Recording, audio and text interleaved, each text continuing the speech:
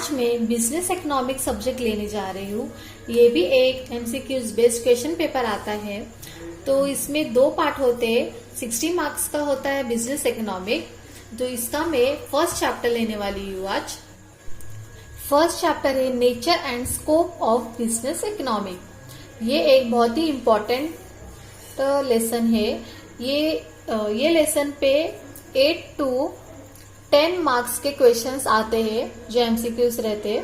8 to 10 marks, जो बहुत ही important chapter है ये।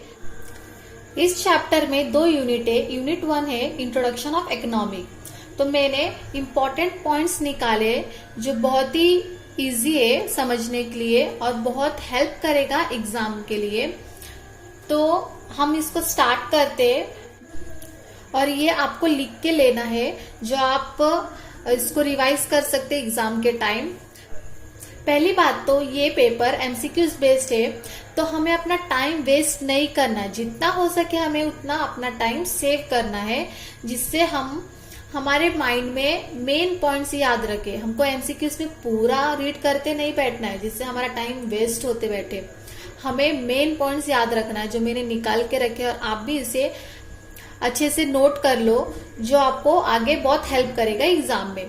तो हम ये आप जो देख रहे हैं, मैंने मेन की पॉइंट्स लिखे हैं, जो हमें देखते ही पता चल जाएगा इसका आंसर क्या है, और हमारा माइंड में क्विक बैठ जाएगा कि हाँ इसका आंसर ये है। तो हम क्वेश्चन में, पेपर में क्वेश्चन जब आएगा तो हमें डायरेक्टली आंसर पता चल जाएगा और हम टिक मार्क कर सकते। तो हम अभी स्टार्ट करते हैं। फर्स्ट मैंने लिखा इकोनॉमिक, ग्रीक वर्ड ओकोनोमिया, दैट इज हाउस होल्ड। मतलब क्या है, इकोनॉमिक ग्रीक वर्ड से आया है, जो ओकोनोमिया दैट इज हाउस होल्ड, उसे क्या बोलते हैं, हाउस होल्ड। अब नेक्स्ट है economic, political economy till 19th century. Economy को टिल 19th सेंचुरी तक पॉलिटिकल इकोनॉमी जाना जाता था। टिल 19th सेंचुरी तक इकोनॉमी को पॉलिटिकल इकोनॉमी जाना जाता था। अभी नेक्स्ट है the wealth of nation by Adam Smith is called first modern work of economic.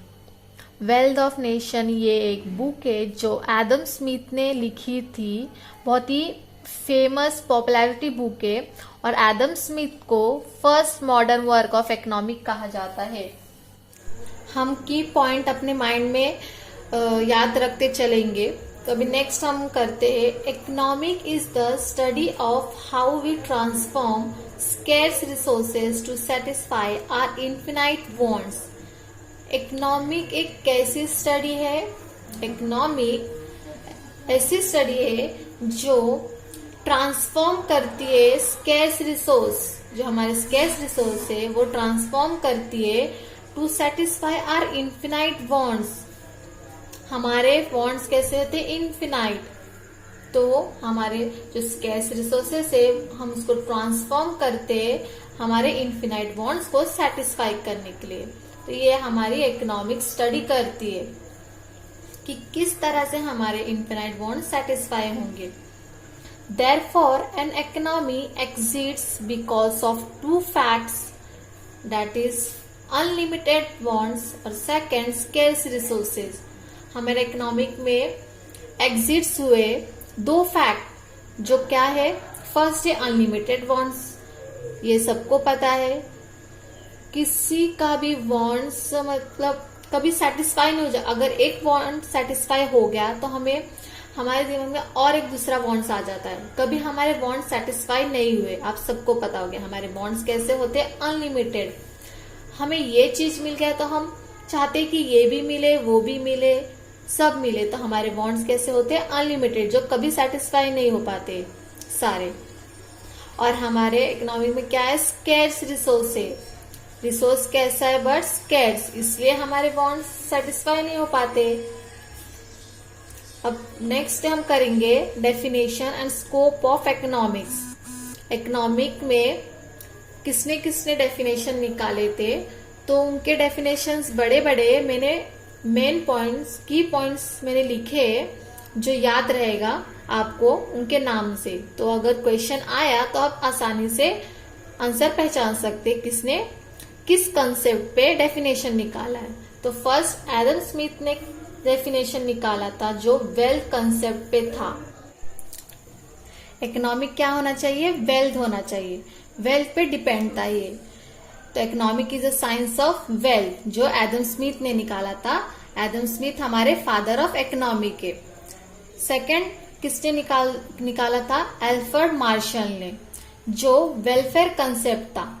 किस पे? वेलफेयर कंसेप्ट पे था, जो हमारे वेलफेयर मतलब सोसाइटी के बारे में कुछ डेवलप करना, फैसिलिटीज निकालना, तो ये वेलफेयर पे था जो एल्फ्रेड मार्शल ने निकाला था।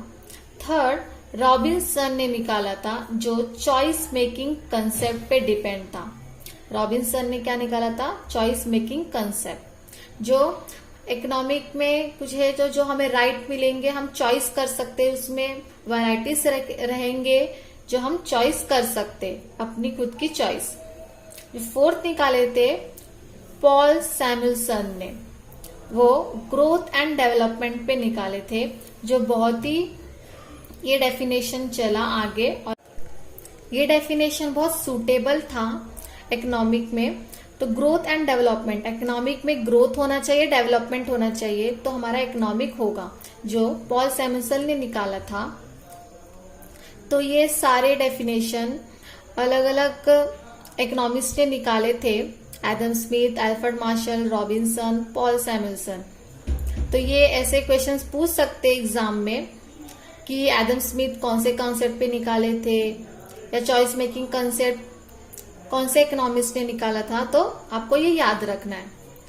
अब आता है माइक्रो इकोनॉमिक्स। माइक्रो इकोनॉमिक्स क्या है? The term micro means small. Micro मतलब क्या होता है? Small. It is the study of particular unit. ये कैसी स्टडी है? एक पर्टिकुलर यूनिट के बारे में, rather than all units combined। ये all units combinedly नहीं करता, ये टोटली स्टडी नहीं करता, ये एक पर्टिकुलर यूनिट के बारे में स्टडी करता है।